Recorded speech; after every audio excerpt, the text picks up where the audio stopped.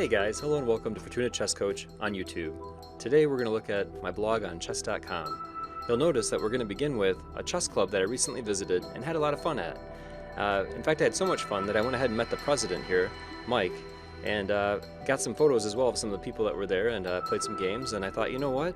This is a really good time. I should make other people aware of this fantastic club that exists. I know many people in the states across our country are looking for clubs, especially as we hopefully round out this COVID time and are able to travel again. So if you're in the Grand Rapids area, or even in Michigan, I recommend checking this thing out, man. It's a good time and some strong players. Here we were playing outside due to COVID a couple weeks back. And I haven't been back since. I'm kind of waiting a while for COVID to die down. I keep mentioning that, but I do want you guys to take that seriously with it spreading again. I don't want people to be getting ill as a result of my advice, but in the future, hopefully we can share more clubs and get people, when it's safe, traveling again to them. But just be aware that this is going to be a resource for finding clubs. And if you have a club that maybe you're trying to get people to be aware of, please share it with me. I'll put it on here, and I reference this in my stream as well. So you're likely to get some visitors, maybe that find out about it through the stream or otherwise, right? So anyway, feel free to share. Additionally, I try to cover some fun topics, like one thing that comes up a lot is bishops of opposite color. Now, many of you think or may have heard that, it's very drawish, and that is true. There are lots of situations where even with an extra pawn, or perhaps even two extra pawns, the bishops being in opposite colors allows the side that's down the material to get a draw. However, this article gives a sample game that I played where, with good technique, I was able to push forward and get a win. Now, I think this is very instructive, and it's a good thing for you to be aware of, right? Because I think far too often I'll see players and they'll tell me like, well, I went for bishop opposite color and I thought it was going to be a draw, and it wasn't, right? And I want you to be aware of some situations or some ways to make that work, and I think this is going to help you out with that. Now, the next thing that I have here is, oftentimes on stream especially, people are saying to me, hey coach, how can I improve at chess? And it's a pretty wide topic, especially there's there's player level, there's what are you really looking for, some players are saying like, I don't want to lose. It's kind of a broad thing though, right? Like, in order to understand why you're losing games, you really have to look at your own games, analyze them, and then from that analysis kind of figure out some of the mistakes or things that you're missing that are causing you to lose the game.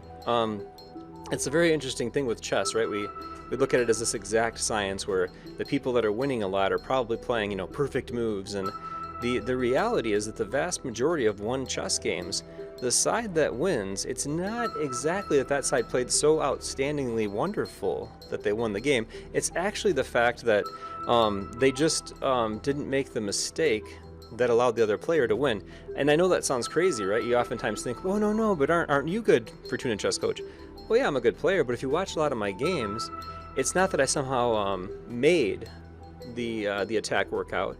It's more the fact that my opponent did something. Maybe they were attacking, and as they were attacking, some pieces became undefended, and they were so focused on the attack that they kind of lost focus on some squares around their king, some defensive stuff, right? And then their king became quite exposed, but they weren't thinking about that. When they removed the knight from the defense of their king, they were thinking, I'm going to go forward and checkmate my opponent's king. But and again, maybe through doing that, the knight was unprotected. I mean, there's a lot of things that happen there, right? So, and that could be part of your improvement. You might say like, well, gosh, I relate to what Fortuna said there. I find myself, as soon as I start attacking, I tend to lose. And so maybe there's a more solidifying move, or maybe you need to spend more time on your clock thinking about that attack and how to make it be successful. And oftentimes for an attack to be successful, it needs to have like two targets, like a double threat, you might call it, right? So, and by doing so, by having the two threats, the other side is somehow not able to deal with both, right? There's also really cool things like, a discovery where maybe a piece moves, and through that piece moving, the piece behind it becomes an attacker. So you might have like a knight in front of a rook, and when the knight moves away anywhere, the rook will attack the king, or the rook will attack the queen. For example, maybe the knight moves away with check, so the knight checks, and the rook now attacks the queen. You're going to be able to win that queen, assuming she can't capture the knight. And that's the type of mistake that we see people make all the time. They somehow get this idea that they're going to play a piece and move it, and they'll have this really cool attack. Now, the example I gave there, it's not actually possible. If the knight was attacking the queen on the check, she would have no way to attack the knight, because queens don't move in the way that a knight does. But if the knight was maybe moving to win a bishop, or the knight was moving to win a rook, and one of the other pieces was able to take the knight, And that would be a situation, right? When I say pieces, I mean a piece that would somehow be able to block and capture. So this is all kind of sounding kind of crazy, right? It's like, how could I do both? How could I be capturing the piece? But anyway, that all put aside, there's this idea that somehow you make a move and you think that one outcome is going to happen based on your understanding what that move does, and then a different outcome happens, oftentimes because of a piece that you just didn't consider moving, or a recapture that doesn't happen. Anyway, we can talk about that later, but definitely check out this blog. It's kind of fun. I've got some notes here on ideas of questions you can ask as you play the game of chess. For example, after each move you could ask, what does the piece attack? What does the piece no longer defend? And what does the piece doing this do? Like when it moves there, what does it do, right? And those three, what it attacks, what it no longer defends, and what does it do, that's a good series of questions to ask with each move, your moves and your opponents.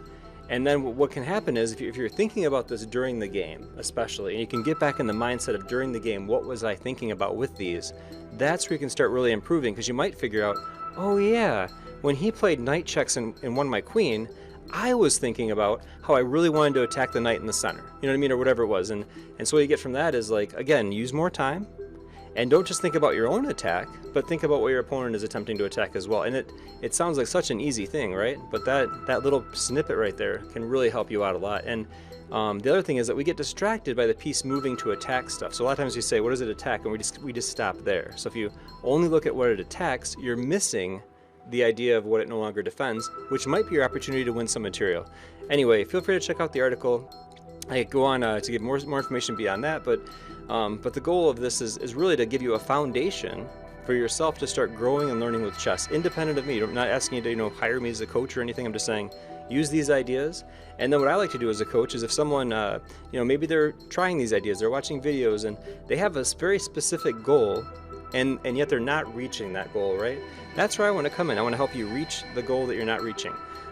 That's kind of almost like a tutor thing, right? Like you might have like a math class and you're like, I'm struggling with pre-calc, but you don't struggle with all of pre-calc. You might have trouble with like the unit circle, and then once you understand that, maybe the rest of it comes together.